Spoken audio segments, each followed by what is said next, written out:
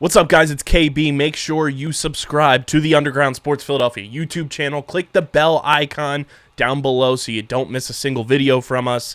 And thanks for tuning in to another video from Underground Sports Philadelphia. Now let's get into it. Philadelphia, baby, you're gonna love it. Best sports fans in the world. Actually, the worst, but that's what makes them the best. You're recording. Okay, just talking about my reminders. I said you're recording, like you're the only one recording. I'm the only one here today. That's it. Just me, guys. I'm gonna go. Bye. See ya. Casey's taking the night off. See ya Goodbye. later. See you later. Hello everyone. Welcome to episode 109. Yep. Yeah. 109 of the Underground Circuit podcast. My couch looks like shit right behind me. Yeah. Why does it look like that? I was just watching one of the episodes of Andor, and I can twist my monitor real fast. I charge my iPad right there, right there. So I am sitting on this chair, and then I had my legs over on this chair. See you soon. Push it back. That's what I was doing before we hopped on here, because that show is so good. Never watched it. It's good. Yes, welcome to Underground Circuit. I promise you we talk F1 and motorsports here. After so far a minute of speaking about Andor and Owen's couches. I didn't start speaking on my iPad. Son of a bitch. All right. Go get it. It's right there. It was literally right there. It was right there. Oh, I forgot. All right, now I gotta fix my thing. Oh, good episode today. Ready? What's that? Do you want me to do the intro as you get set up or no? No, I can do it. Okay. Good episode for you guys today. We are going to be talking our Imola GP recap. We will also be talking about Indy 500 qualifying recap because a shit ton of stuff happened there. It's a jam-packed weekend. And then this week is one of the biggest weeks in motorsports. Yeah. We have...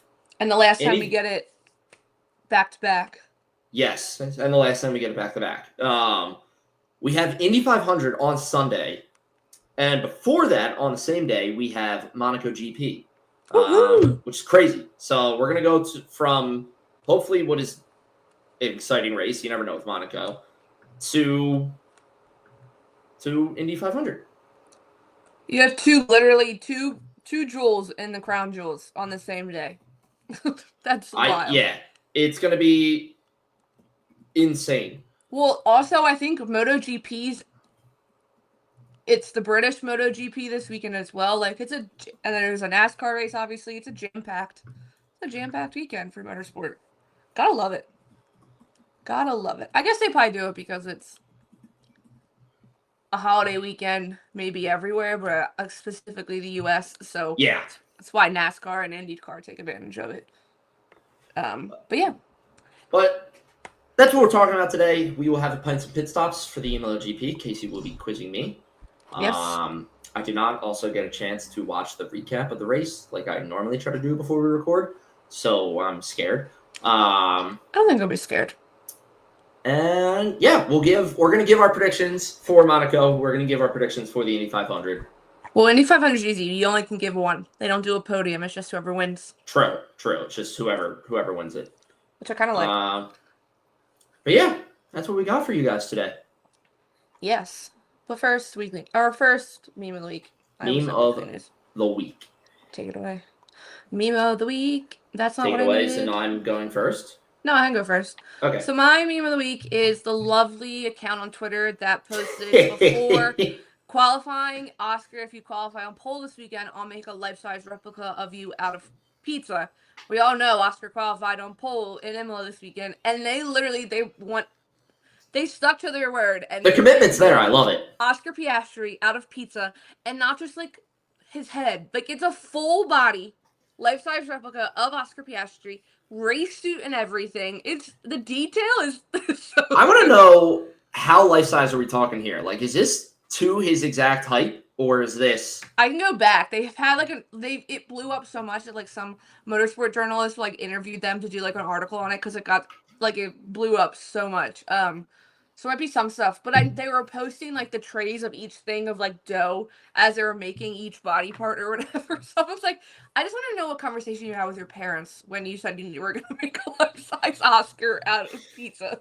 Yeah, like is this like hey, mom and dad, I need to go to the grocery store to buy this stuff, or is this like hey, mom and dad, I'm just letting you know I'm doing this weekend. I'm just doing like, this. Don't ask questions. Could you imagine getting invited to like family plans and then it's oh, I'm sorry, I can't. I have to make my Oscar Piastri life-size replica out of pizza.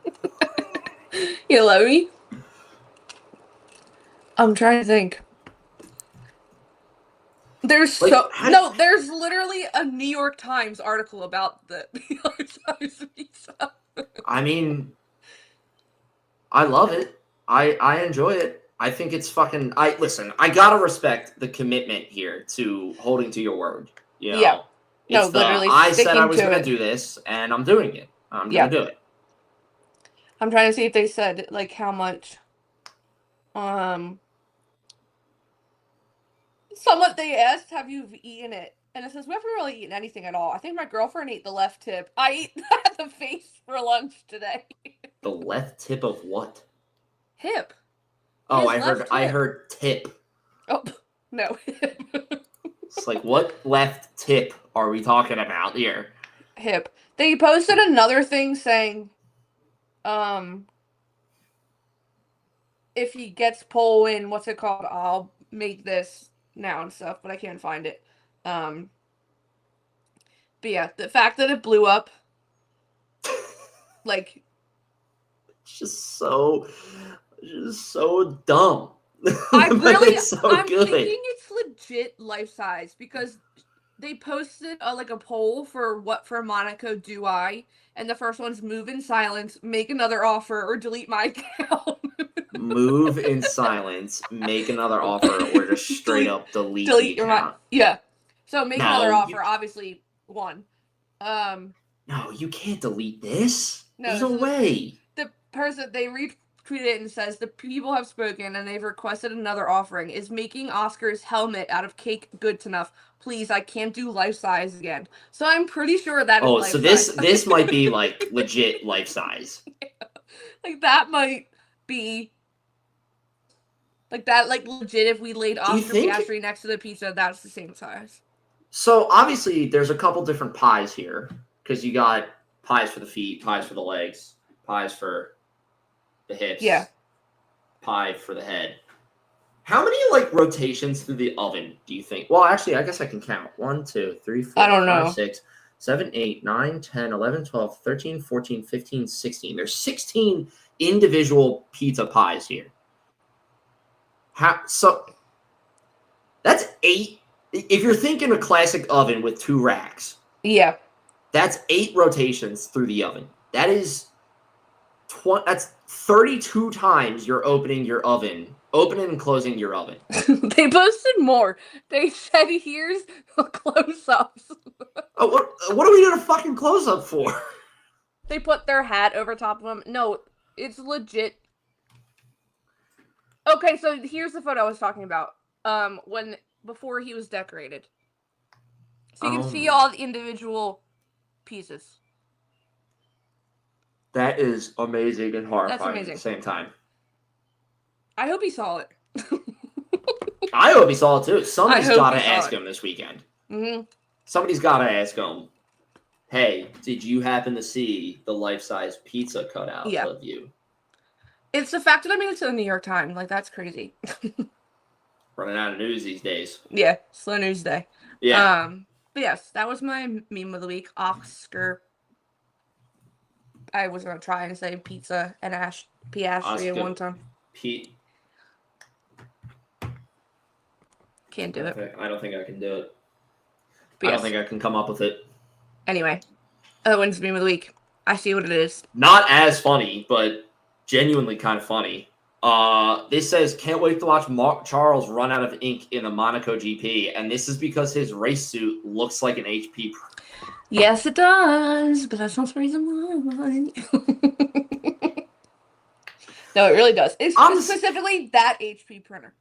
Yeah, I mean, it's the fact that you got the blue accent on the printer, Yeah. and you Like, got the blue yeah. accents on the race suits. Granted, I've said this numerous times, I love white race suits, so this looks awesome to me. I love this. Well, like the It's giving, details too, like down by his like feet, there's like baby blue stripes. It's really cool. yeah, like I love this. I think it looks great. I love the white. I love the hint of blue. I love that the HP logo doesn't jump out as much now. No. But yes, he does look like a printer when you compare him to this photo exactly. But regardless, I like it. I enjoyed it. I like it. I do like it. I will say I happened to wake up at the exact moment it was posted today, so I was not late. I was like, ooh, my mind. I don't think I that didn't- was I happened to. I think you were. No, well, I didn't mean to wake up that early. And I rolled over and it was posted. And I was like, oh, well, I'm just going to post this. And I was like, wait, when was this posted? Because normally I'm late. And it was literally 1 minute ago. I said, oh, sweet. I am on time for this. So I posted it. You were right there. And purchased the hat very shortly after when I really woke up. So. Yeah, it's fair. People were having the freaking fit over it today on the other app, specifically on Twitter.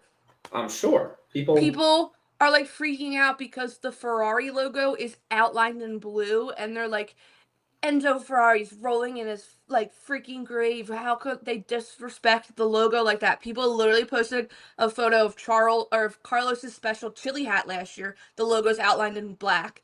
Yeah. The Vegas race suit, the logo is outlined in white. White. Yeah. And so people are say. like, and then a lot of people were like, the livery better not disappoint. And I was like, people were not getting a special livery.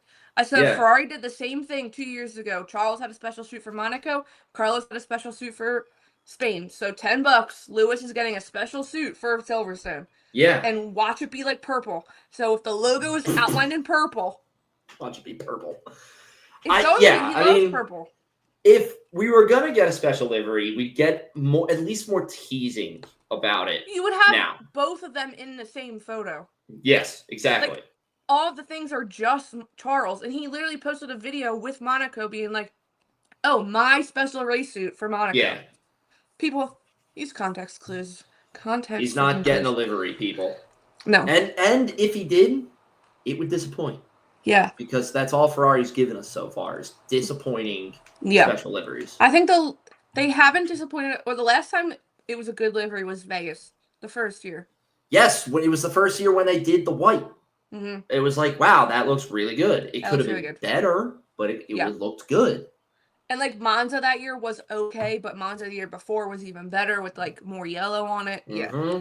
They like to disappoint us, but yes. Give me that black and yellow Ferrari, please. Moving. And also people are like, the colors. Someone retweeted, I retweeted someone else today on Twitter. And then other people are like, first of all, blue is historical to Ferrari. And do you not know that yellow was actually the first color for Enzo Ferrari, not red? Yeah. Why do you think the logo is filled in with yellow? Yellow. Yeah, I don't know. People would just have to pick on something. But yes, weekly news. Weekly news, not a lot. But as always, it's brought to you by IPF1Store.com. Please use the code UNDERGROUND10, spelled the same way as the show, to get all your sick pieces of artwork. I'm hoping if I can get a new apartment with 2 bedrooms, I'm definitely ordering more to have things behind me. Sure. Yeah, absolutely. For sure. But I still gotta order stuff for back there. Yeah. Or you have some stuff. I know. But I also just found out that this whole thing is yours? Is mine. This whole shelf is mine. So now I have 2 open shelves. Oh, so you're gonna go buy some more of the. You have to actually buy some of the Legos now. Yeah, I gotta buy some stuff. I have my Star Wars thing. We're going back to Star Wars in this episode a lot. I have my Star Wars Captain Rex helmet that I gotta build in this closet right over here. So now I can put that up there. I have. Yeah, but you need the new cars. I need the new cars. Yeah. Maybe a bigger one. The big one. Dude, I keep saying. The McLaren. You redo the Lego McLaren, it would look so good right here. No, I think beautiful. you can get the Senna one. Oh, I would love the Senna one. Yeah, The MP4. I think you need the MP4. I want the MP4 because the MP4 Yeah. would look good here. Yeah, Mhm. absolutely. Yeah, and then you have McLaren stuff to hang up behind you. Right. You know, that poster's real small that I got Owen for Christmas. I thought I was getting him a poster-sized poster. It's fine. It's still great. It's so small. But yes, weekly news, as like I said, use code underground10 at IPF1Store.com. Moving on. Weekly news, like I said, there's not a lot. The most important thing, there was a lot of social media craziness this past weekend to certain drivers. Poor Jack Doohan has been facing it kind of the entire season. But he finally hit a breaking point this weekend. I've been waiting for him to hit a breaking point, but it finally happened. The account is like, it looks like it's gone, but it looks like it's still there. There was this Twitter account that was like a parody, supposed to be making jokes, kind of like the fastest pit stop account. It was called Formula Fakers. It posted this insanely distasteful post after Franco Colapinto crashed, making it look like Mick Schumacher posted on his Instagram story like a screenshot of it. I think it was Mick. Mick Schumacher. Okay. Like making fun of Franco crashing and tagging Jack. So Jack immediately was getting bombarded with hate after hate after hate. Oh no, sorry, it was Jack's dad. I was gonna say, I was like, hold on. I was like, this. I thought this was Jack's dad. Yeah. It was Jack's dad, but Jack's dad's name is Mick. So I saw Mick and immediately just Mick Schumacher finished it off. So it's supposed to be Jack's dad with a screenshot of Franco in the gravel, and this is very impressive with like crying, laughing emoji. Yeah. It's completely fake, but fans took it way too far. But Jack's been facing a lot of hate the entire season to the fact where he's had to hire extra security for himself and his family because they've been getting like, I saw a rumor that his personal email was leaked and people were emailing his personal email Jack with like death threats and all this stuff. So Jack finally put a statement out, and then that meme account had to put out a statement. It was bogus, basically being like, we didn't think it would get like this. People were like, you're like, just delete your account. Just give up. You crossed the line way too much right here. Way too much. Then poor Yuki was receiving some disgusting racist comments in his Instagram comments, to the point where MBS put out a statement in support of Yuki. Now it's reaching that level where the person that the entire F1 world can't stand is making a statement in support of Yuki and the drivers for facing hate. You know, it's gone too far. But yeah, I saw TikTok earlier. It was kind of perfect. I think people forget. Did I go away? Yeah, I lost you for a second, but you're back now. Oh, now I lost you for a second. Oh. You're back now. Okay. Sorry, people. Technical difficulties. As always. What was I saying? Oh, someone posted a video on TikTok saying that people forget the drivers are actually human. Yeah. That they're legit people with real lives. So, like, chill. That's what I remember talking about when we came home from Miami. And it was like the realization of like, oh my God, these are actually like real people and they're doing a job and everything. And it's not just people we watch on TV. And it's, I mean,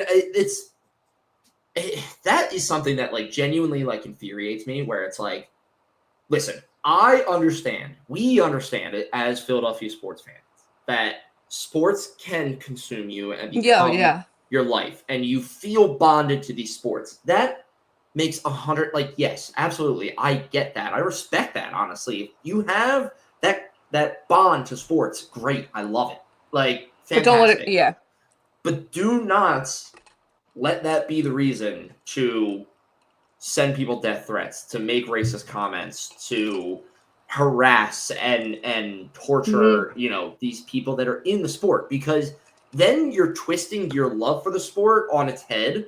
And it's like, okay, you're not doing it anymore because like you're doing it because you're an asshole. That's why. Like, they're crossing the line. Right. They're crossing the line. And it's just like, it reminds me of the same thing, like when people can't separate like actors and characters in movies. Oh yeah, exactly. Where it's like they dislike the character so much that they're sending the actor like death threats and everything. And it's like, no, No, like, don't do that. It's stupid. It's childish and stupid. So, yeah, I think that's very dumb. It sucks that Jack and Yuki have to go through that and everything. And I agree with you. If it's gotten to the point where MBS is stepping in and saying, like, hey, enough of this, it's like, all right, like, this has really reached a boiling point. But, yeah, and I mean, Alpine crazy. even posted a statement as well, but I think they posted a statement way too late because everyone has seen that Jack has been facing this all season. He's had to limit comments on a month, most of his stuff because people have been in his comments all season. So, like, I think they posted it way too late. Alpine, they posted it after MBS's statement for Yuki, and I feel like they were probably like, oh shit, like, yeah, like, Jack is still a part of Alpine. He was Yeah. there this weekend as an Alpine reserve driver. He is still a part of your team. Like, act like he's a part of your team. I do think that was a failure on their part. They easily could have nipped this in the bud months ago. I do know it's not all Franco fans, but it's a good majority of Franco fans that are ones sending kind of these hate comments, and I feel like he needs to speak up a little bit more. He did say something in the press conference, but I didn't know about that until yesterday. I didn't know about that until right this moment. Yeah, like, I knew about this whole Jack thing and Yuki thing going on, but I didn't know that Franco had said something. In the That's press news conference, to me. he said something, but, like, I don't think he's being loud enough. I think he needs to put out a statement as well. Yeah. But yes, so that's really the only piece of weekly news because I feel like the other pieces of weekly news go into our recap, so we'll save them for when we talk about our recaps. Love it. But yes, that was weekly news. Weekly news. Where's Pints Pit Stops? Pints and Pit Stops. And Pit Stops. Oh dear Lord. Owen doesn't have a pint today, I can tell. I do not. I apologize. I made this week's drink, so sneak peek. It's delicious. This might be my new favorite drink I've ever made. Look at that. Cocktails with Casey. It's a personal success. It's really good. I have to look at my ideas for this upcoming weekend. I feel like I need a little bit of a better one, but why? You don't have a I don't know. No, I'm not gonna ask. I can't. Yeah, don't give it away. I don't want to spoil it for myself too. I'll tell you later. Okay.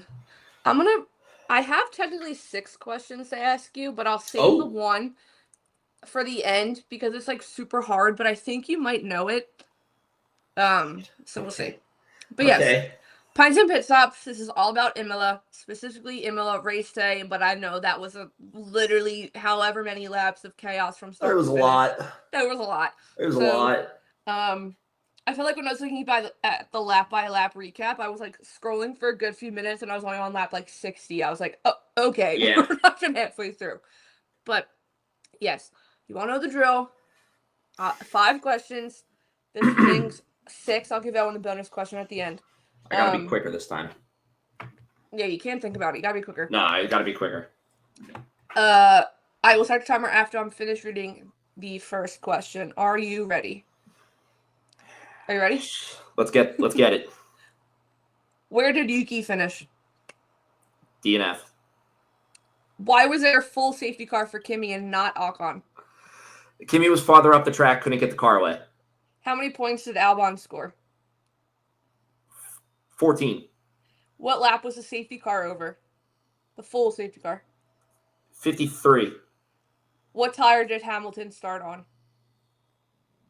Mediums. This is a bonus question. How many overtakes were there? Oh, fuck. I don't know. 23. Oh, no. There was way more than that. You did not take it, so you're going to hate life. Fuck. You were very close on a lot of them. God damn it. Okay, so I'm going to subtract, because I wanted to stop it before I started reading the last question. Your overall time, like your net time or whatever, your gross time is 30:85. Oh. But yeah, you did bad. What's wrong with me? So you didn't even watch the story. Just kidding. I was like half asleep for it, to be honest with you, but...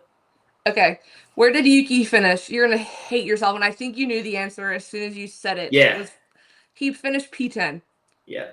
So you're 31? Yeah. You did get this one right. Why was there a full safety car for Kimi and not Ocon? Okay, it wasn't near the escape road or farther up the road, which I put, which needed a crane, so that would have counted as well. How many points did Albon score? He scored 10. Okay, and what did I say? 14? 14. Fuck. Yeah. This is the one. You're gonna be pissed. What lap was the safety car over? You said 53. It was over on 54. I knew it. I fucking knew it.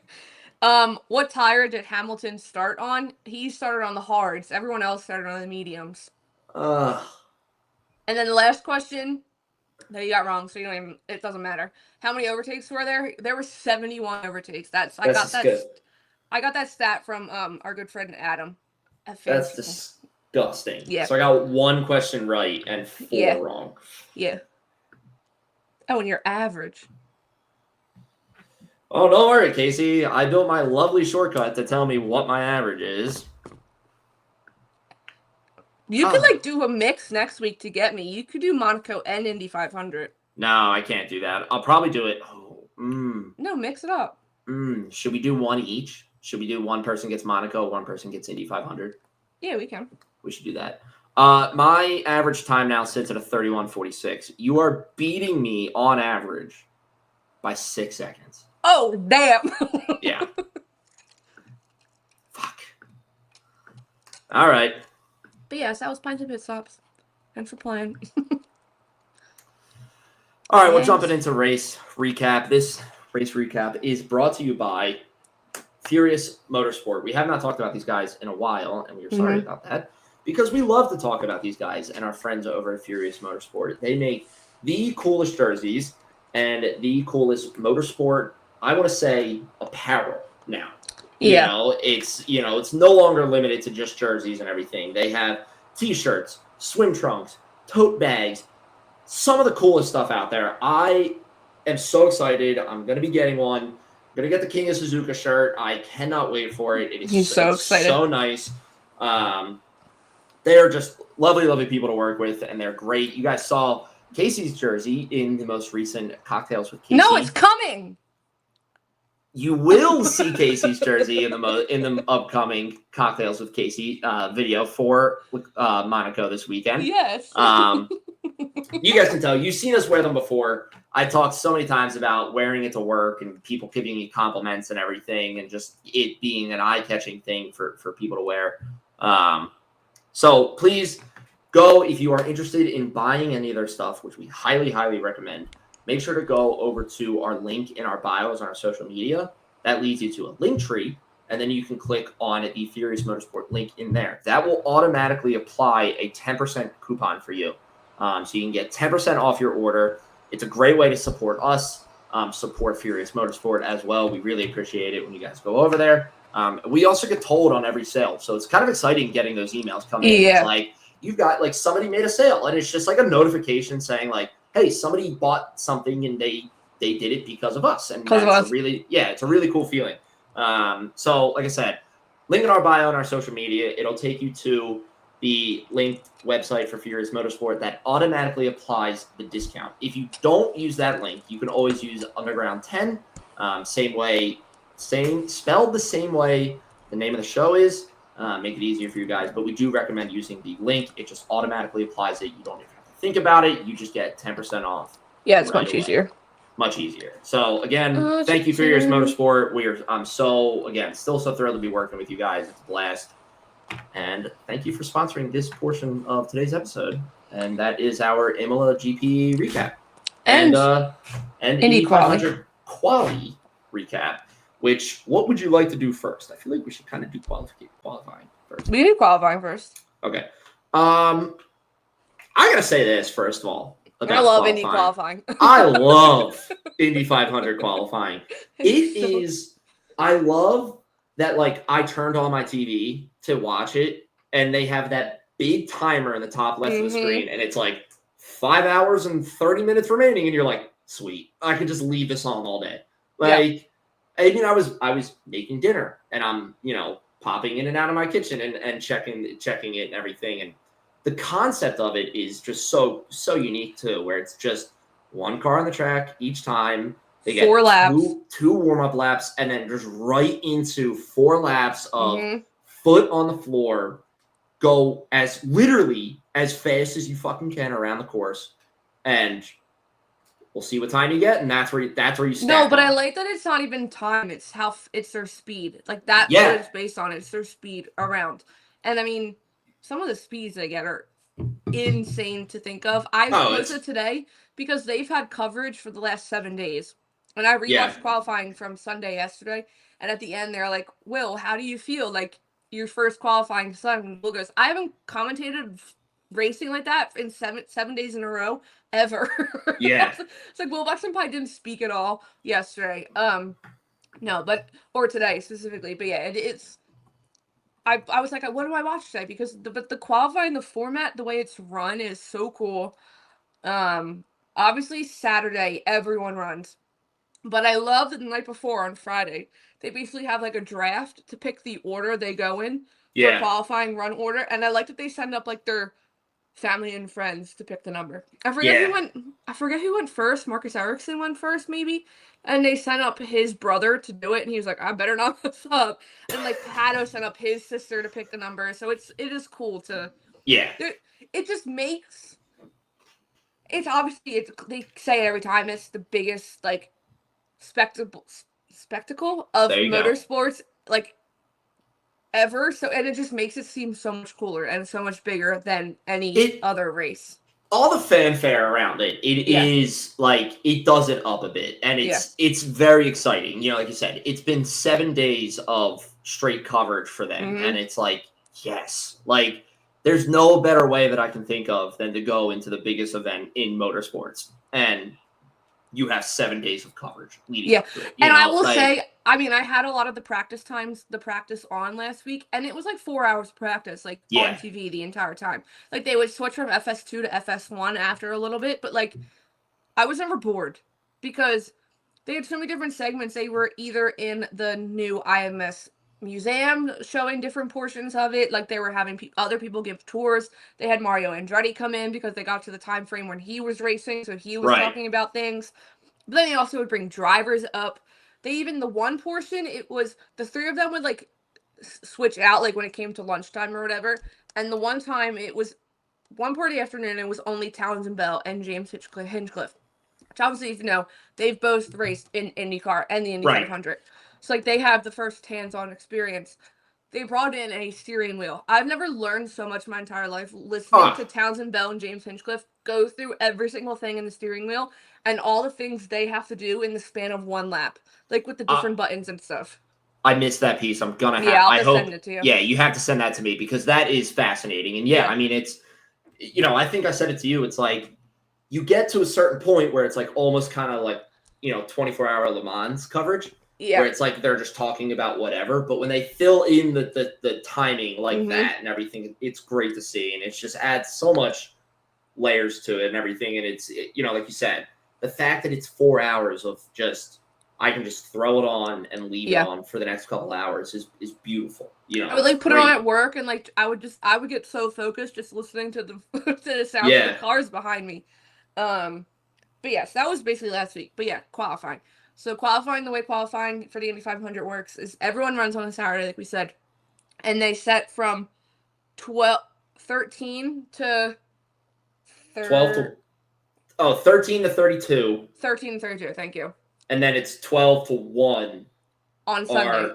Sunday, yes. So the middle, basically the good chunk of the grid is set on Saturday. Yeah. And then when Sunday comes, the top 12 go, and then they break it down. They narrow it down to the Fast Six, which is what they normally do for qualifying to set pole position. But with IndyCar is different. They let the bottom 4 go for last chance qualifying to fill in the last 3 spots of the grid. And what's interesting about the way, because they're on the oval, it's so wide, they can do 3 across. So that's just starting every position. So then you're like heartbroken watching someone get bumped out of last chance qualifying. And this year was even worse because it came down to Rinus VeeKay and Abel, I'm blanking on his first name, who were teammates. So it was like awful seeing them knock each other out. I was like, oh, it was so heartbreaking. But Rinus VeeKay ended up getting through, but he was risky. He pulled his time. Like he signed some paperwork and pulled his entire time. Oh, from the like. He was like, forget about my other time. I'm going to set a new time. a And then new it came in, time. but they were like, it was because it was interesting. They're both Dale Coyne Racing, so like you could both tell like their car maybe just wasn't set up correctly or whatever. The downforce wasn't right because they were Right. both losing speed. They were Oh, both wow. losing speed, but I mean they always have like in the top corner. They had like Venus VK while Abel was going, and when Abel crossed the line and Venus VK made it, like he did not look happy. He looked like he was ready No. to puke. Like he was so Yeah. pissed that it came down to that. Because at that point we already do we already know? No, we did not know yet. That was yesterday's the drama. The drama Oh, ensued. yes, with Penske. Well, the drama did start on Sunday with Penske, but then we found out Yes. some more drama yesterday. I guess we can go into that. I don't know what else. Do you have anything else to say before? No, I love it. You know, I think it's such an, like I said, it's such an entertaining thing to watch. And I mean, it's so long. You know, the con of it is because it's so long, you're not really gonna watch all of it. I mean, Yeah. I'm sure there's very devoted people who are like, I'm not talking to anybody else for the next 6 hours while I watch, you know, qualifying. But yeah, I think the concept is just so cool. I like that it's that almost like tiered style as well, where it's Yeah. like on Saturday, it's like, okay, yes, I would love to put it on pole, but like as long as I'm in the 12, Yep. then I know I have another chance. And then it's like, okay, on Sunday, I'm in the 12. Okay, let's try to make the 6. Six, You know, yeah. Like, I like that it is that because it allows you to kind of go into that race and that qualifying session not thinking, oh my God, I want to put it on pole, like right on Saturday. Yeah.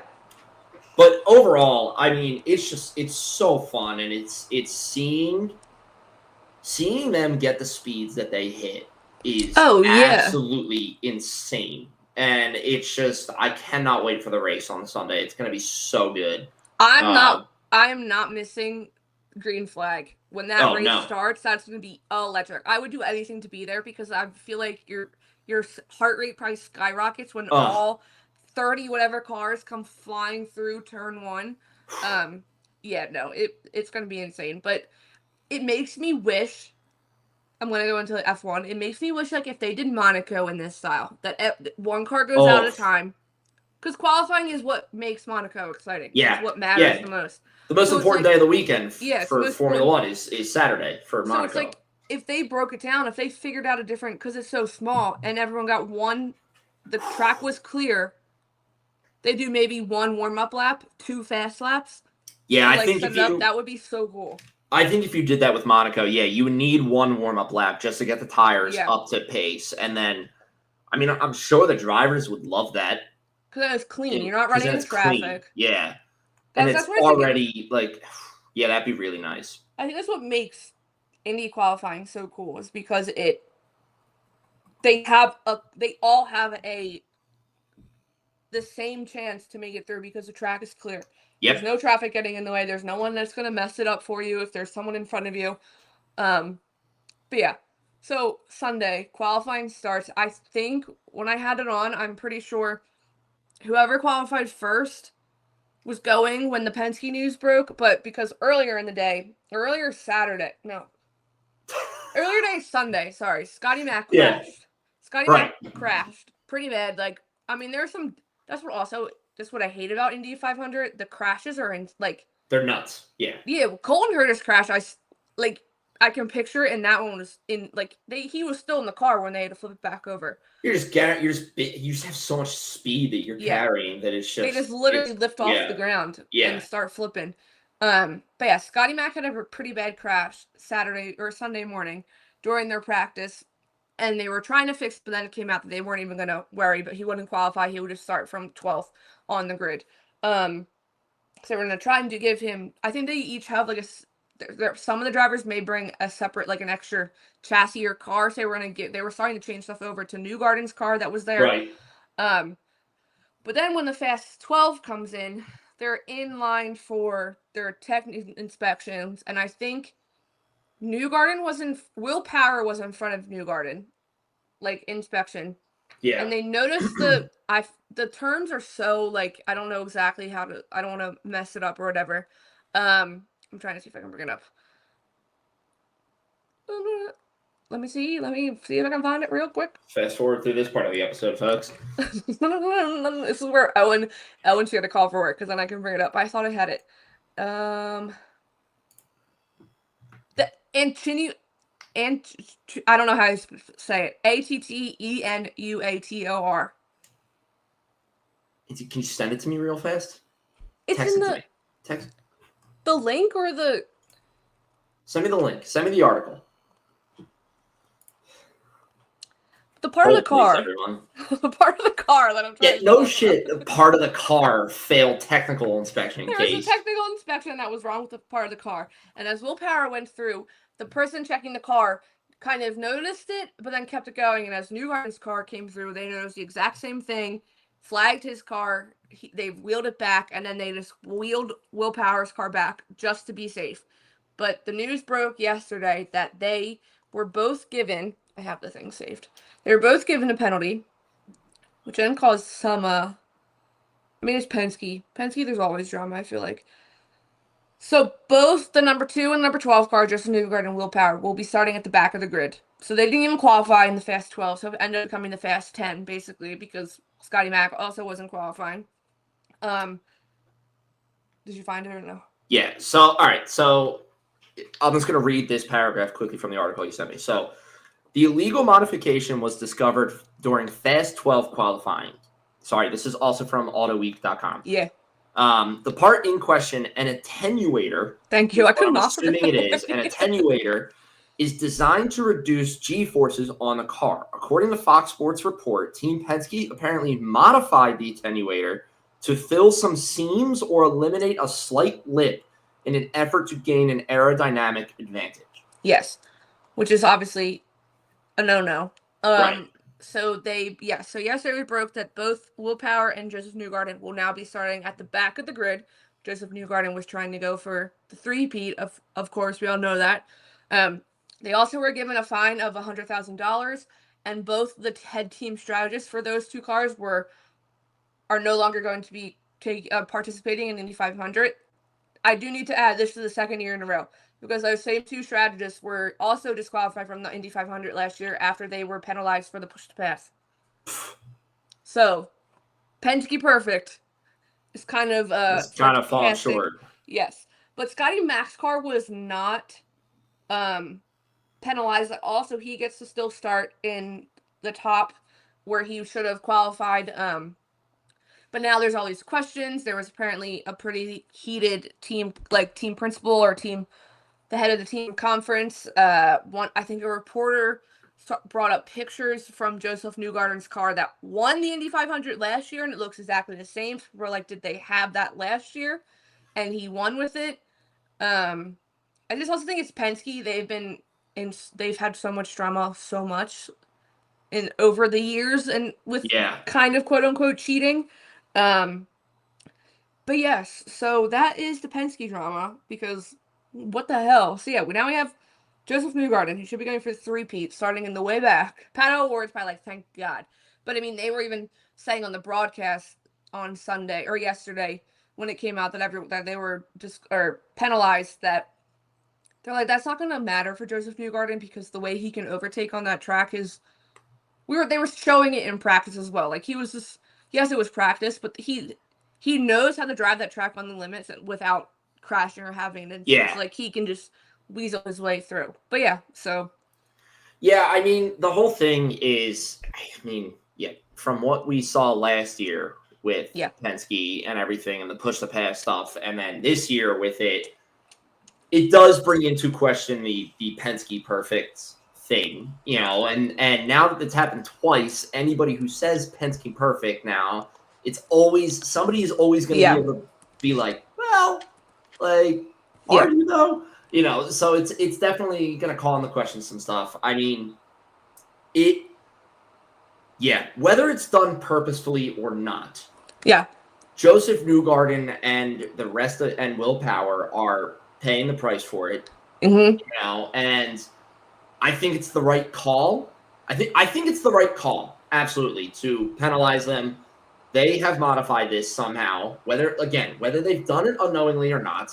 Yeah. They did it. So it's like, sure, I think it's the right call to penalize them. I think, and you said it, it's going to affect my prediction. Of who's winning? Yeah, I think this is a huge relief for Pato O'Ward. Yeah.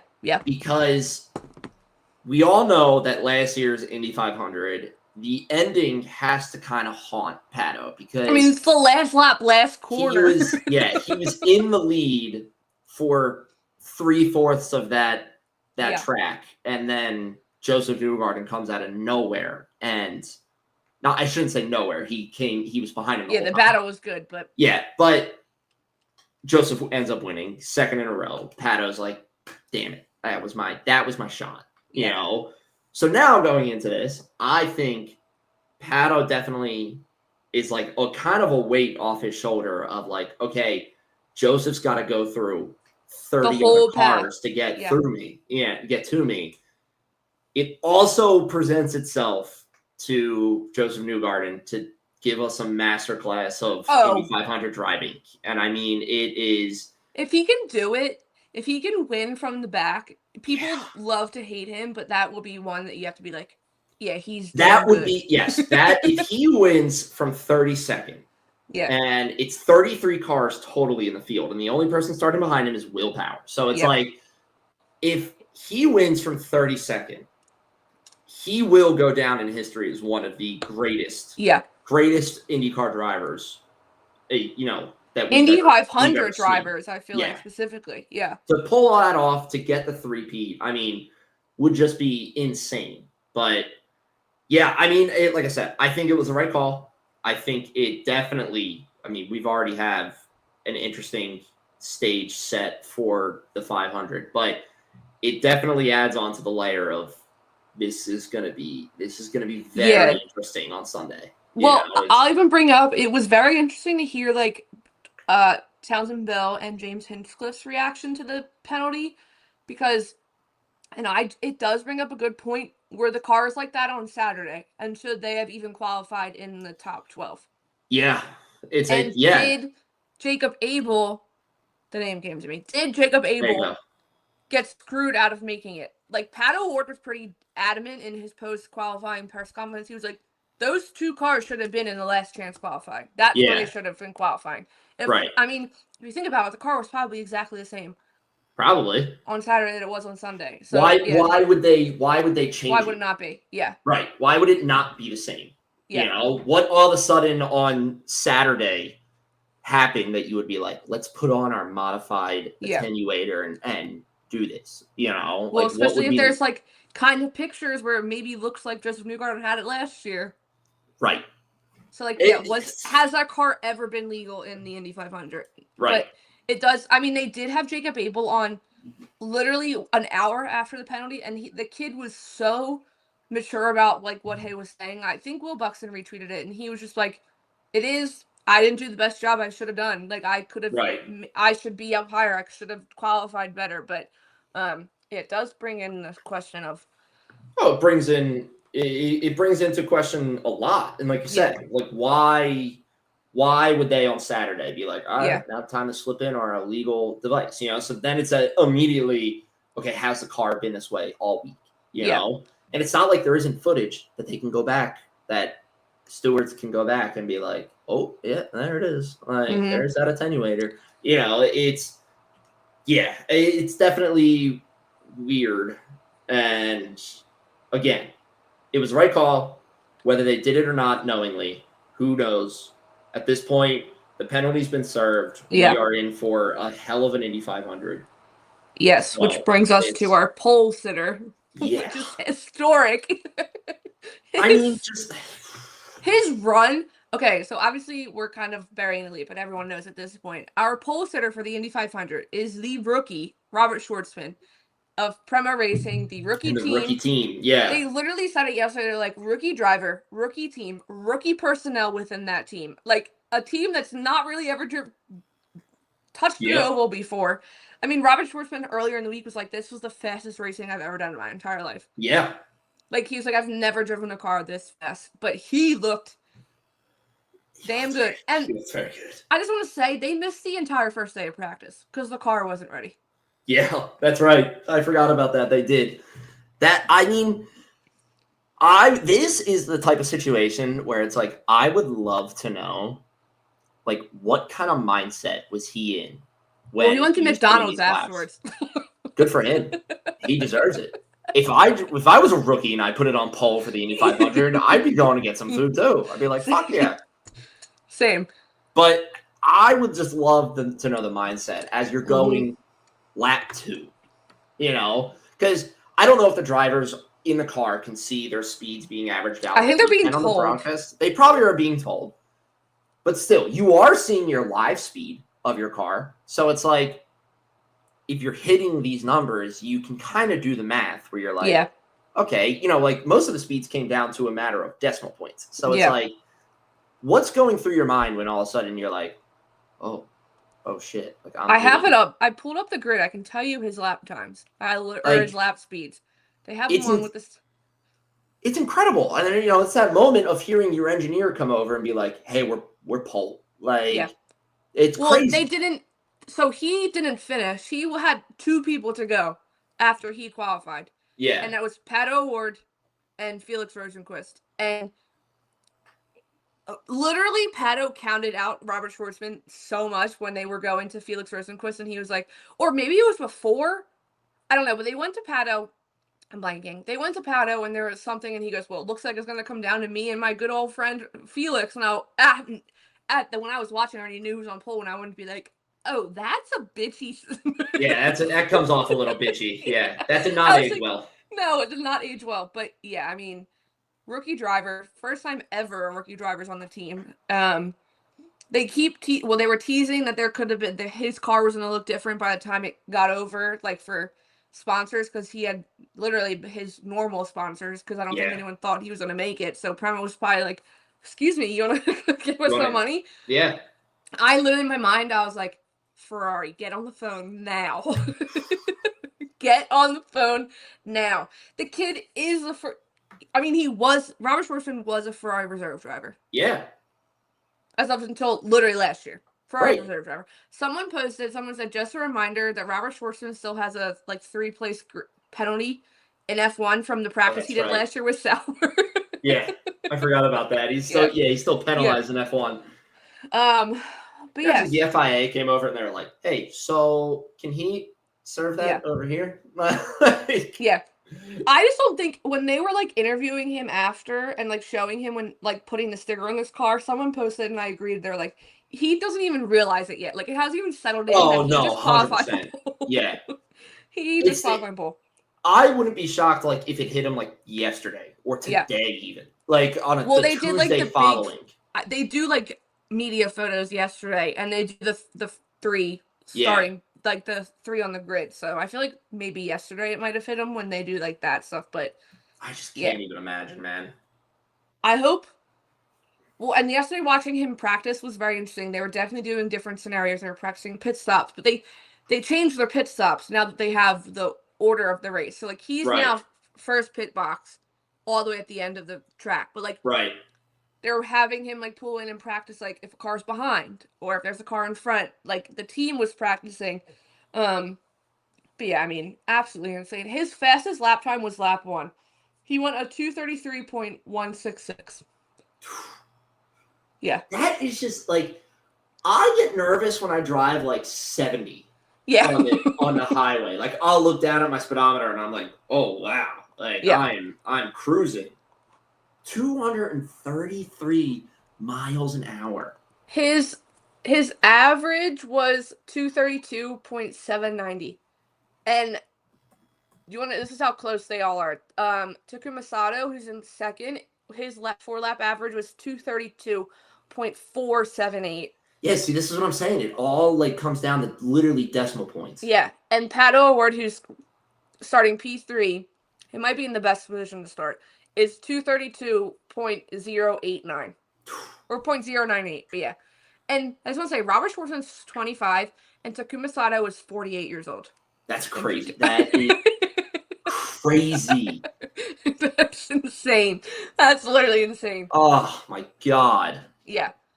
No, which David Letterman was probably super happy to have Sato on P2. But yeah, it's gonna be an intense race. I'm so pumped for it. I'm so Yeah. excited for it. Like I said, I made it a point this year to like be able to sit down and watch it. Watch it. Yeah. You know, like it is gonna be. I'm definitely taking a reaction of our lap. If we're watching it together, I'm taking a reaction. Yeah, it's gonna be great. It's it's yeah. Cannot wait for it. But I wanted to look at the weather. Well, I can do that later. But I think there was like it's gonna be like the coolest. Oh no, nice. There's a chance of rain right now. Oh no.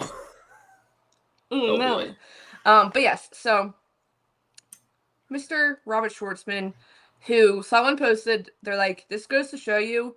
I mean, we've had Marcus Ericsson come into IndyCar, win the 500, have success. Yep. Like, it goes to show you the ex-F1 drivers that kind of get, like, kicked off. They are prepared. They can come into this series and perform well. Logan Sargent. Yeah, wherever he is. Yeah, whatever you're doing. Mm-hmm. Yeah, I am beyond excited for it. I'm very thrilled. So great qualifying. Like I said, I mean it's gonna be a hell of a race. But we'll enter predictions in a little. Yeah, we did have a race this weekend to watch, and an intense race. That did not disappoint either. No, I said this. If Imola is leaving the calendar, it went out with a bang. Yeah, I mean it. Like you said, how many? 71. Yeah, let me go back. 71 overtakes. Adam listed like a few from the past years. I mean, we have to. I don't know if we should. Yeah, 2022 there was 23 overtakes in Imola. Oh, 2023 one right. In 2023 there was obviously no race because of the rain. The flood. 2024 there was only 45. This year there was 71 cars. That's it just makes you think like if they keep it on the calendar next year when the cars are smaller. Yeah. And some of the most intense overtakes I think we've seen. Can we start with Max? I was gonna say, should we start with that one? We got to start with it because oh my god! First of all, this is we took the video of our reactions to it, which I love that we were separate watching the race and we both had the same exact reaction to it. This is an overtake that I will die on this hill. Is going to go down as one of Max's best. Yeah. You know, like it's going to be this and like Abu Dhabi 21. Like those overtakes are going to be a part of the same conversation. You know, like I loved it. And I was thinking about it today, just like for when we were recording and everything. And the only thing that I could come up with is like, the amount of poetry that was in that overtake is insane. Yeah. And it's like the symbolism of that, of Max overtaking a McLaren in that way, is Max straight up giving a middle finger to McLaren and saying, I'm still here and I'm still me. Like, and he's still in the fight. Right. So I just like the fact that he did it, the fact that it happened, the fact that it was clean. Yeah. All these layers to it. He's the only person that could have pulled that off. And that is just one of those overtakes that it's like, yeah, that Max is one of the only drivers that can do that. Like, and it's not even the point. He had an awful reaction time off the start. George almost had him. George almost had both of them. Yeah. Almost had Oscar and Max. But Max just like collected himself so quickly. He just stuck to it. It was almost like he knew, regardless of how his race start was, he was like, I'm going to go for that overtake in the first corner. And he went for it regardless, and it worked. And it was just, I mean, absolutely stunning. And it is just, the fact that he did that and he did it so well, like I said, so well, so clean, so immediate, so out of the blue, like just stunning. It really it set the tone for the race. Like right away. It really did set the tone for the race because, and then just like people, I feel like people have been saying that like that Red Bull car is slow. Not Red Bull car is good.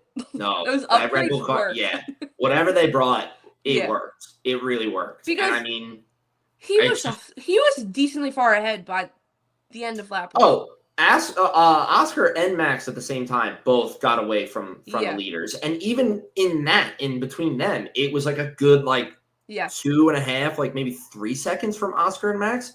It's like, holy shit! Yeah,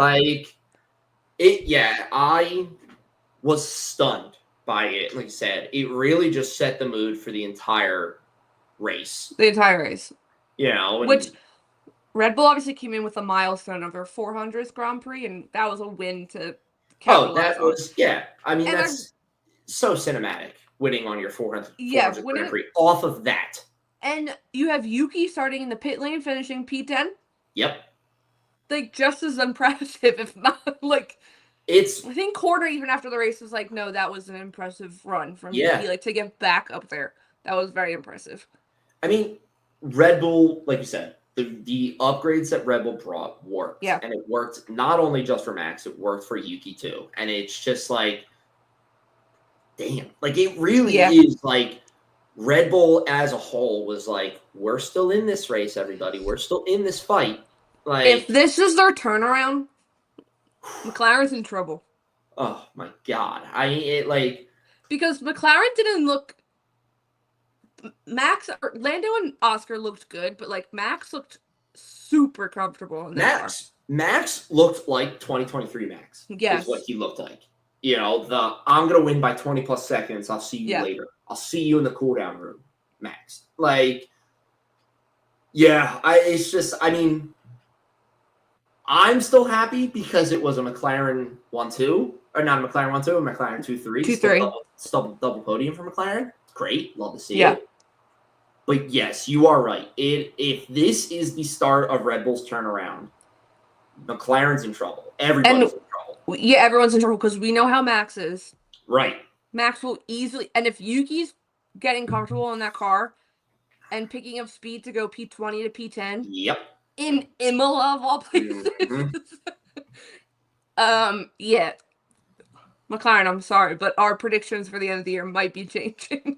Well, that's fine because I hate to do this to you, Casey, but my constructors winners championship prediction for this year is slowly starting to fade. Yeah. And Ferrari is just. I feel like we said this every year, but Ferrari's got to figure something out. But if this upcoming weekend is a disaster, internal changes need to be made ASAP, I think. Yeah. And I think you have to start with some of the top heads within the team, aka Fred and the top of like engineering and aerodynamics, because it's not working. It's not working. Now, that being said, Charles had a pretty decent race. Hamilton also. Pretty decent race. No, that's what I'm saying. Saturday, I wanted to wring their necks. Yeah. Sorry. Overall, Ferrari has not had a clean, dominant weekend from start to finish yet. It is always this mentality of we have good days, we have bad days, and sometimes we luck out because the good days are on race days when we can get a lot of points. It's like I want how we saw Max of 2023. I want the Ferrari qualifying pace of 2023 with this year's race pace because clearly the race pace in this car is good. It's there. Yeah. If they could qualify better, if the qualifying pace was better, we'd be on the podium. It's the fact that there's been one podium for Ferrari this entire season. I'm not counting the sprint. I was going to say, and it's a sprint race, but I forgot about Charles was on the podium. I forgot about the podium. But watching them both go out Q2 Saturday was legit embarrassing. Yeah. Mom came back in and she was like, "What happened?" I said, "I don't even know." I was like, "Don't talk about it." Yeah. I mean, Charles' radio was exactly how I felt. My God. Yeah. I mean, it is. Yeah, it's brutal. I mean, you don't want to see that in Imola. No, it's their home race. The track is named after the Ferrari boys. I completely agree with you. I think if this upcoming weekend in Monaco is a disaster for them. Maybe not Monaco. Because Monaco. Maybe Spain. Spain. Or, sure. Yeah, I'll go with that. If Spain is a disaster, then you're like, all right. Yeah. Changes need to be made. We got to figure something the fuck out. They showed Charles' interview clip to Fred on Canal Plus, and Charles looked like Pissed. death behind the eyes. Like, he was Yeah. pissed after qualifying. They basically said, like, do you have something about Saturday? He was like, no, I don't think so. Like, I've never Yeah. seen Charles so pessimistic about the following race day. And Fred didn't know what to say. Because I think, listen, I do agree. If you're going to make changes, you have to start somewhere at the head, and it's ultimately it does fall on Fred as a team principal. But Fred is on their side. Like, I genuinely think Fred is trying to figure these issues out. I have not lost faith in Fred as a team principal yet, and Fred still shows signs of fighting for this team and fighting for Charles and fighting for Lewis and everything. And it's like, I really hope if they do make changes, it doesn't happen to Fred.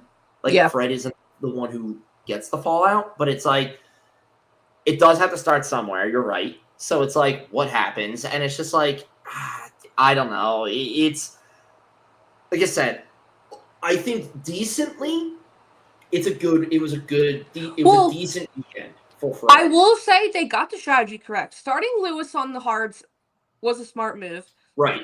Pitting Charles early to put on the hards, perfect move. Yeah. I mean, they even said on the TV screen, they're like, did Ferrari just get it right with the strategy? And I was like, don't jinx it. Don't jinx it, yeah. But then, like, towards the end is where it fell apart. Like, they left Charles out way too long on the hards. Yeah. That he fell behind Alex Albon and Lewis Hamilton. Like, yeah, it's like they had it, and then they did not. It wasn't perfect. It was a C-. I'll give them that. Yeah. Oh, that's good. That's pretty good. Like I said, there has not been a weekend yet where Ferrari has come in and they've been. Not that I think Ferrari this season is going to be the quote unquote team to beat out of a weekend. I think that's always going to be McLaren or Red Bull, but they're the bottom of the top of the. Yes. The top four. Exactly. They are definitely borderline they have good days. They have good days. They have bad days. Most of the time, it feels like it's a bad day. And then it's like every once in a while, we're like, oh, I'll take your word. Oh, we had a C- steady. Okay. And that's not okay. That's not and they're just like, look, we did well. And it's like, no. You should be having A+ days all the time.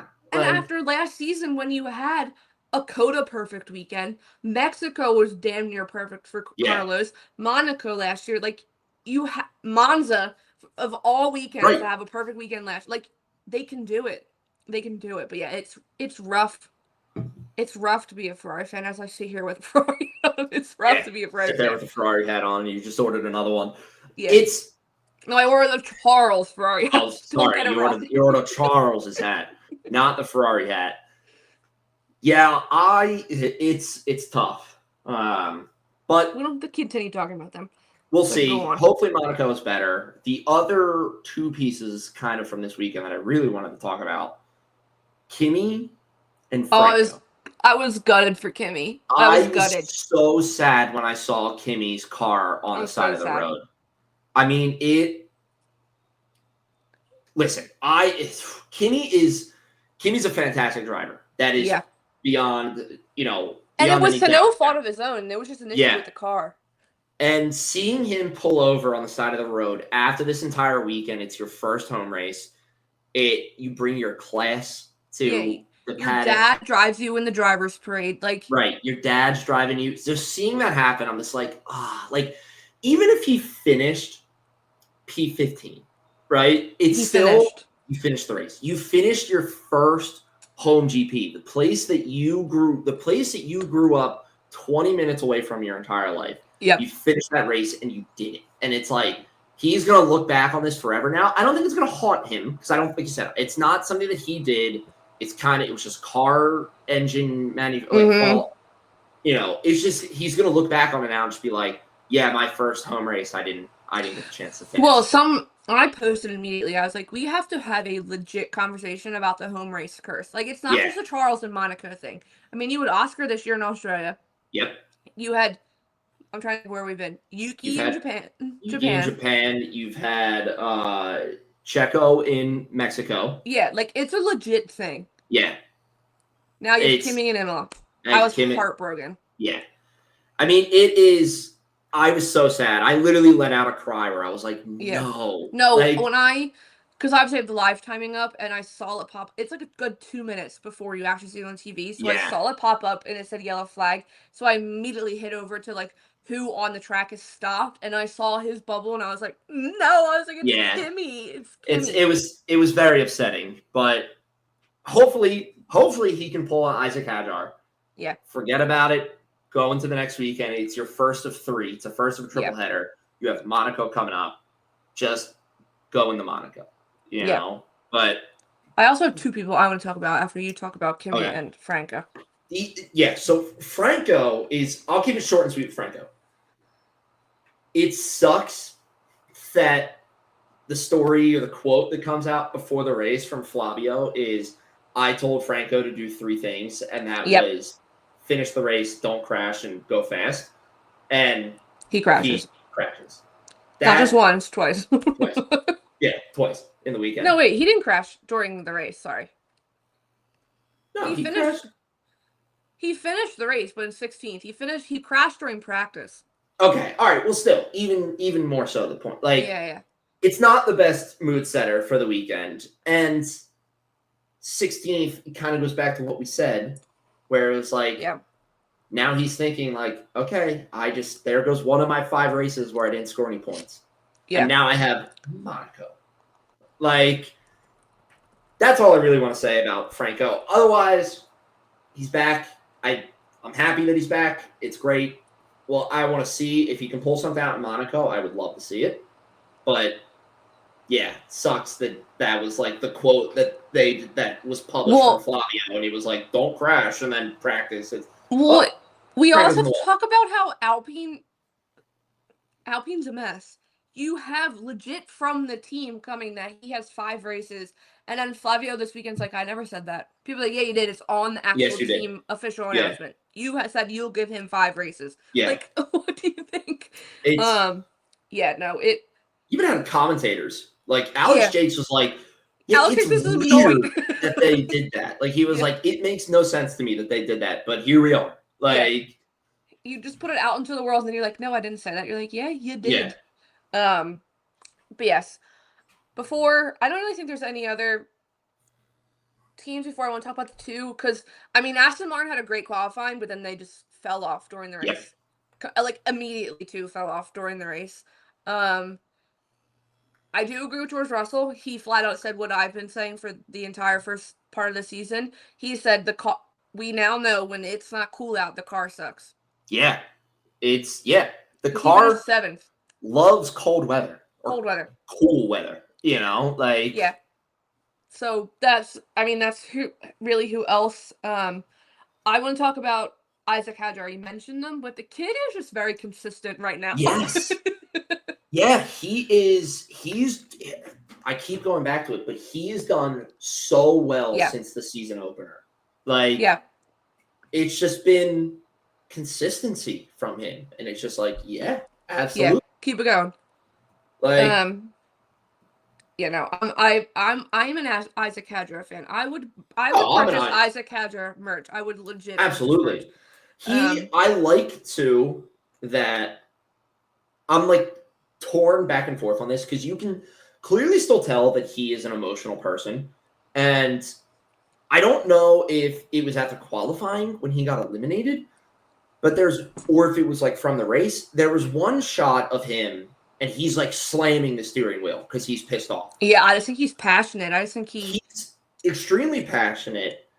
I hate that he feels that he has to do that now instead of like come over the radio.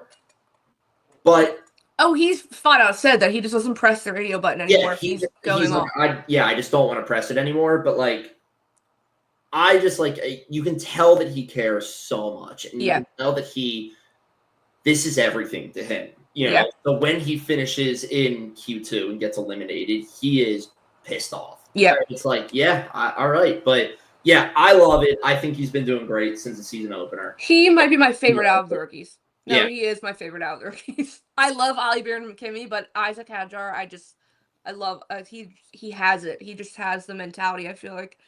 He also feels like he's he's really taking in the full experience of being being a an rookie being an F1 driver. You know, he like absolutely is. yeah.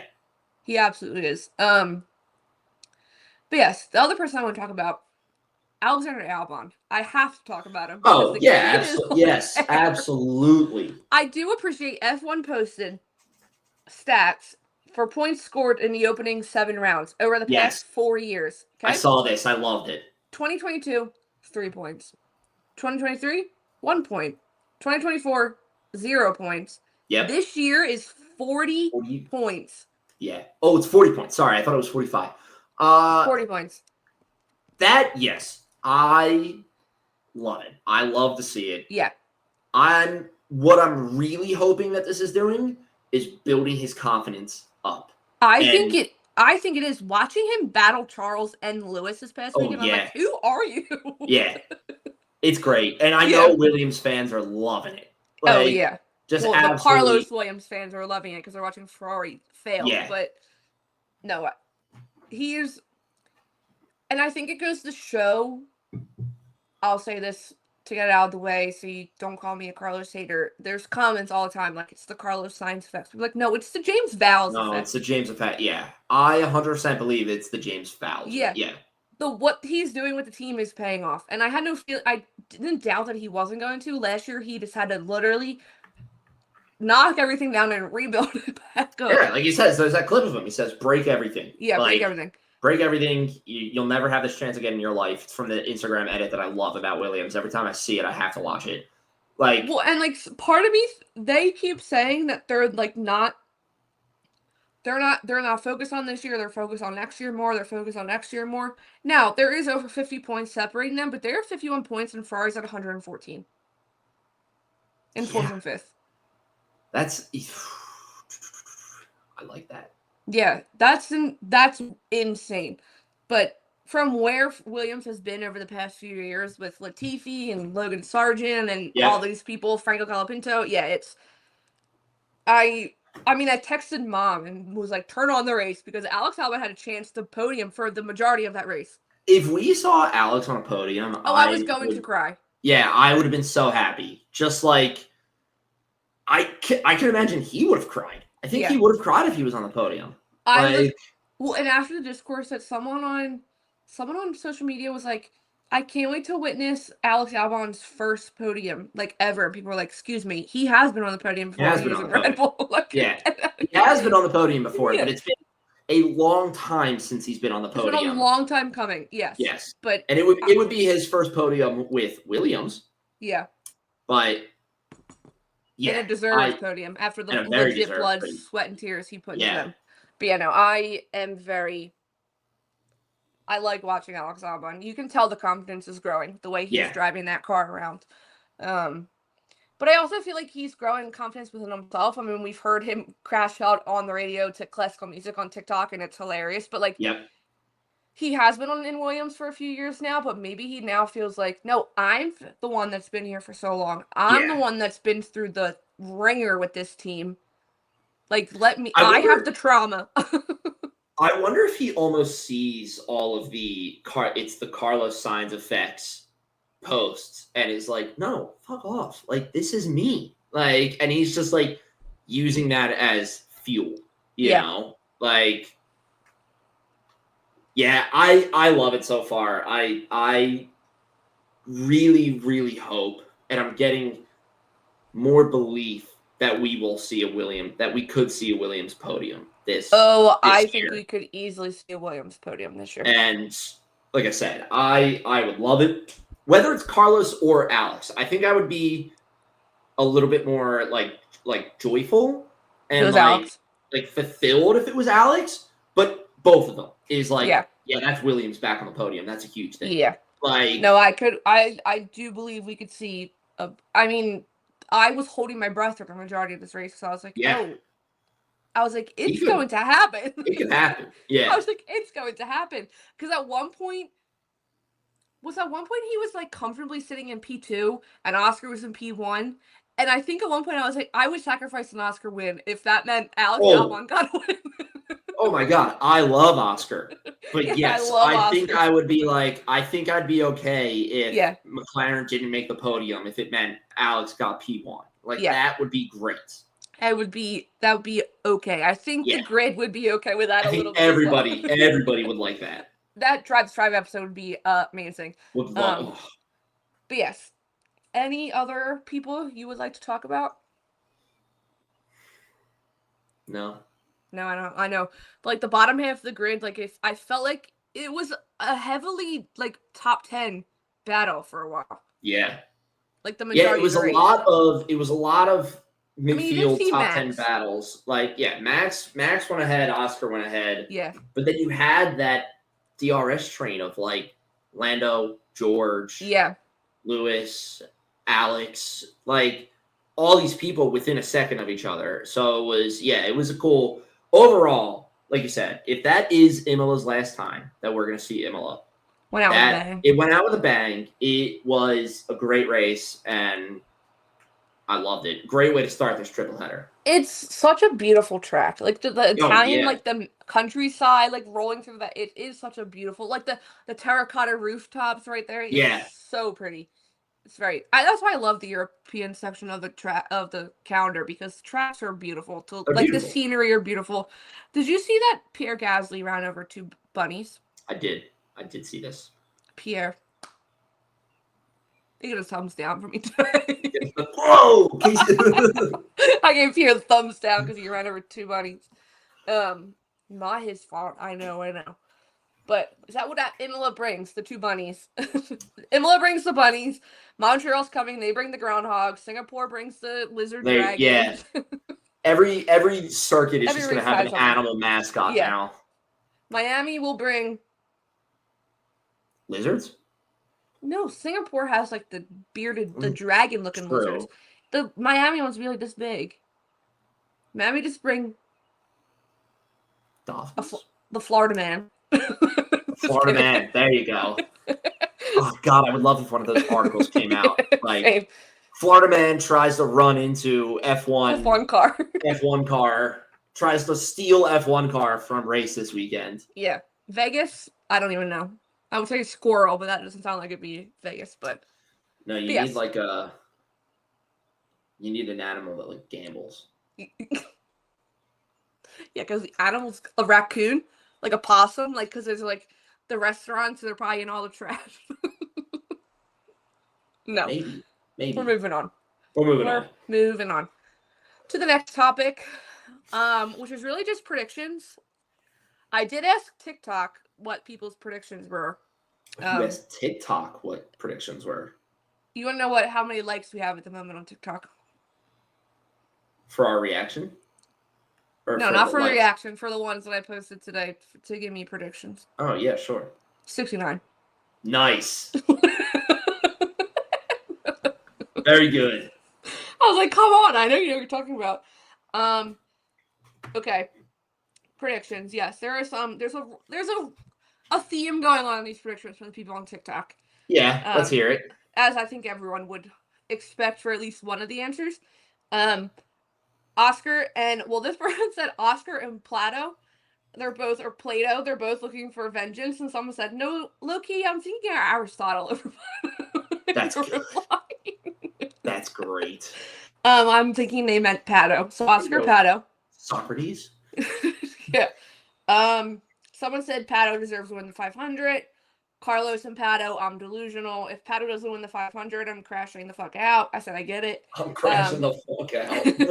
Hopefully, Charles and Pato, I'm delusional. Max winning Monaco, Pato winning the 500. McLaren on top, Lando and Pato. Joseph Newgarden gets disqualified, and then Schwartzman wins. Wow. I said, I'll scream if Robert wins. That would be amazing. What else? Someone said Charles will be hit with the Monaco curse and won't even finish. Oscar Piastri will take pole and hold on for the win. Pato finally gets his win. I said, damn, we don't put those thoughts about the Monaco curse into the world. Yeah, that's like, damn. That's some negative energy coming out. Like, take one scroll through our TikTok and you'll see who we are a fan of. Yeah. And then someone also said, hopefully neither of these, because my photo includes last year's winners, aka Charles and Joseph Newgarden, and it says, what are your Monaco and Indy 500 predictions? And they said, hopefully none of these. I said, damn, okay. All right. Oh, fucking negative Nancy. Yeah. So, obviously, everyone's pulling for Pato. Yeah, I'm not gonna lie here. I'm gonna jump in on this train. Yeah, but for 500, you just have to give one winner. Here we go. I'm going full delusional pick. One's not really that delusional, and it's the Indy 500. I'm going Pato. I think it's time for Pato to get his win. And like I said earlier, I think the fact that Joseph Newgarden is 30 cars away from him in the back is going to do wonders for Pato. I'm going Indy 500, Pato Award. Monaco. Oh no, I'm scared. I'm scared. Mr. Alexander Albon. Oh my god. Is what I'm going. I would cry just as much as last year. Like I said, I'm going full delusional, full Delulu picks. I mean, I'm going Alexander Albon. Too. Okay. I mean, we know who you're going to pick. I know. Because it didn't fail me last year. Right. Yeah. I totally respect the pick again. Okay. Indy 500. I'm going to go with Alex Palou. I think the man finally conquers the ovals, and he wins his first oval, which is wild to say that he hasn't won an oval.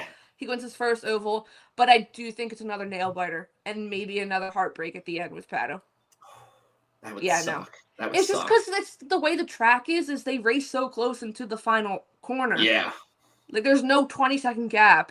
So, yeah, I'm going Alex Palou, Indy 500. And, yes, I am not going back on my pick from last year. I'm sticking with my pick for Monaco Grand Prix. I'm saying Charles Leclerc will be winning. This car is shit. I know that. There are rumors they might be bringing some things. Sucks.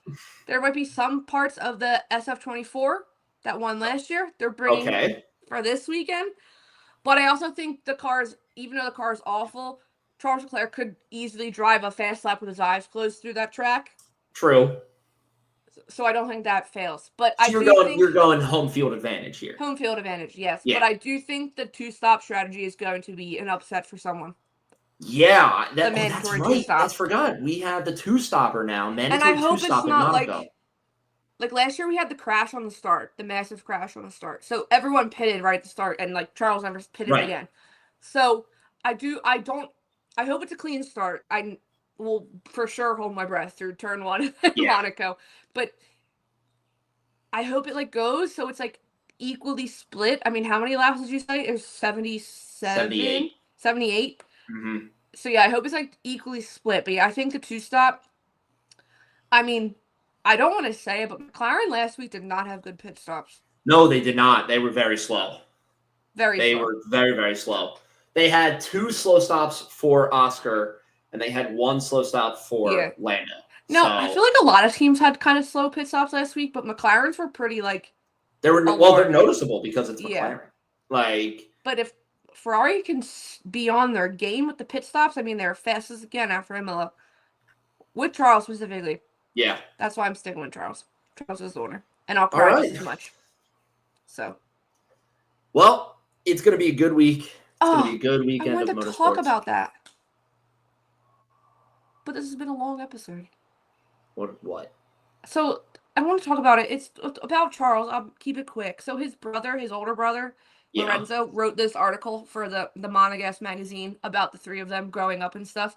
Yeah. And I learned a lot that I've never known about the Leclercs. And I am a Charles fan, so I feel like So it goes through everything. It goes through, like, Lorenzo dealing with the divorce with his mom, with Pascal, and his dad. And then her marrying Charles and Arthur's father. And then what's his name? Well, I can't think of their father's name. I don't want to mess it up. Their father getting sick and dealing with that. Talks about the Bianchis and how Jules introduced Charles to Nicholas Totten and be like, this kid is the future. Get him in. Good. Yeah. Yeah. Talks about Bianchi's crash and how Bianchi was in the coma for so long and what that does to like families and stuff for watching someone like suffer like that. And then this is the part that I've never known ever. In 2016, when their father was declining pretty quickly, Their mom was diagnosed with breast cancer, so as she's taking care of their father, she's battling breast cancer at the same time. Oh. I've never known this. Did Never. not know that either. No, didn't know it at all. It's just a very well-written article, and it goes into how You gotta Charles... send me that. I will. It goes into how Charles didn't even hesitate when Arthur needed financial help to continue his career, and that point Charles was making money, was like, no, I will help. Like, Right. immediately jumped in. Yeah, beautiful article. I did want to touch on that before, but that's the end of the episode now. Good to know. Yeah, very good. Very good. On that note, I'm going to go read that article. Yeah. And it's going to be an exciting Sunday. Yes, it's going to be exciting. Well, Friday we have carb day for Indy. True. They do the pit stop the pit stop award, the fastest pit stop as well, and practice and stuff. And then, yeah, obviously Sunday, race day. 500 laps. 500 laps, Saturday, Monaco qualifying. Yeah. It's going to be good. It's a good weekend. Good weekend of motorsport. The month of May, Motorsport May, as we've been calling it, is coming to an end. Probably in the most exciting way. So, as always, thank you so much for joining us for episode, this was 109 of Underground Circuit Podcast. We'll be back next week, hopefully to recap a good Monaco, and I know we'll be recapping a good Indy 500 as well. Yeah. And then it's a doubleheader for IndyCar and goes right into 2 more races for IndyCar and F1. So we'll do predictions for that one. But yes, as always, go give us a go give us a follow over on Instagram and Threads at _underground_, on Twitter at UG Circuit Pod, over on TikTok at _underground_circuit. We have a lot of fun stuff coming up, so please go give us a follow. We're gonna have lots of cool content coming out, hopefully. Stay in the know. But yes, thank you so much, and we will see you all next week. Either I'll be happy with Monaco or sad. Yeah. It's going to be either one or the other. There's no in between for that one. No in between. But yes, thank you, everyone. See ya. See you later.